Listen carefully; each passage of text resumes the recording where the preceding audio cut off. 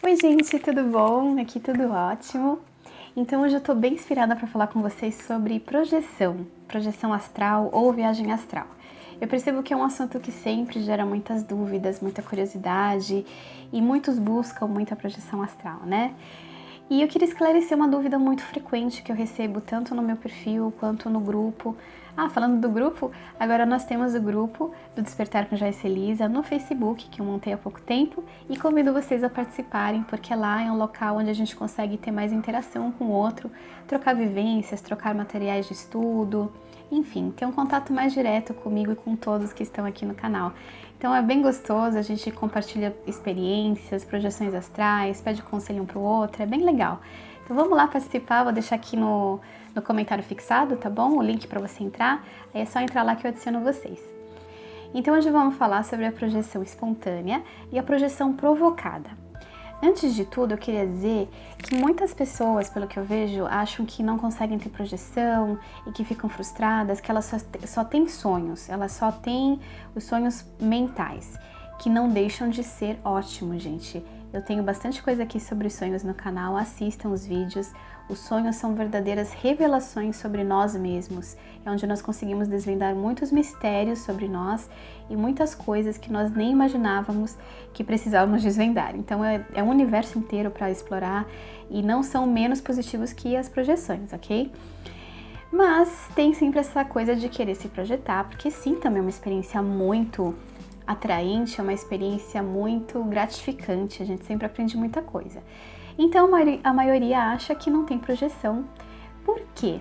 Porque ela não vê o processo como é descrito em muitos canais, em muitos grupos, em muitos livros de estudo, que seria o processo, né, desde do adormecimento, de sentir o estado vibracional, de sentir a catalepsia projetiva e aí sair do corpo, se ver lúcido do outro lado e, né, começar a fazer as atividades do outro lado. Então, como isso muitas vezes não acontece, a pessoa acha que ela sonhou ao invés de se projetar. E aí ela às vezes me fala, nossa, mas era um sonho muito lúcido, será que foi projeção? Muitas vezes é projeção. Por quê? Primeiro que não é um processo igual para todos, né? Não é que você tem que ter o EV, tem que ter a catalepsia projetiva e aí você sai. Você pode não ter EV, você pode não sentir catalepsia projetiva e você vai sair, tá? Então essa é a primeira coisa. Segunda coisa, todos nós temos projeções. Por quê? Por que a projeção acontece e de forma espontânea e natural? Porque quando nós vamos dormir, o nosso corpo entra num estado de relaxamento muito profundo, né? E as nossas ondas cerebrais também abaixam consideravelmente. Então, quando as ondas cerebrais se abaixam, quando a nossa mente aquieta, né, finalmente, que é na hora que a gente dorme, o nosso espírito, ele sai. Ele se desacopla do corpo num processo que é natural. Porque o corpo encerrou as atividades, o corpo se acalmou e é quando ele relaxou para o espírito sair. E o espírito sai, né? O nosso espírito, ele se desloca para cima e aí ele pode ir para infinidades de lugares, a gente pode, de repente, sempre ter uma atividade específica, assistir palestras, fazer auxílios, enfim, né? Tem N coisas que a gente faz no astral. Então, isso é uma coisa que sempre acontece. Só que a maioria não sabe que acontece. E aí acha que não tem projeção, mas tem. Todos nós temos. Acontece de vez ou outra que a gente, por estar muito cansado, por estar num processo de estresse muito grande, o que acontece? O nosso espírito acaba ficando meio grudadinho ali e não passeia, não sai do corpo. Então ele levita, ele fica ali levitando em cima do corpo e não vai para outros lugares. Mas isso é uma coisa mais difícil de acontecer e geralmente isso acontece muito na hora de cochilo, que a gente está muito cansado, que a gente deitou ali para descansar um pouquinho, rapidamente, então o espírito fica um pouquinho ali em cima. Isso pode acontecer também com o consumo de medicamentos para adormecer, né? Esses medicamentos fortes que fazem a gente dormir, aí a gente não sai em espírito, porque é um medicamento muito forte e ele meio que dá uma dopada na nossa mente e aí a gente acaba ficando preso ali por conta dessa ação do medicamento que é muito forte, tá? Então, é isso que acontece. Nós sempre temos as projeções espontâneas. Não é que a gente só sai do corpo quando a gente provoca. O que eu gosto de fazer, pra mim, é treinar a lucidez, para que eu consiga lembrar dessas experiências que eu tive, dessa saída espontânea que eu tive do corpo.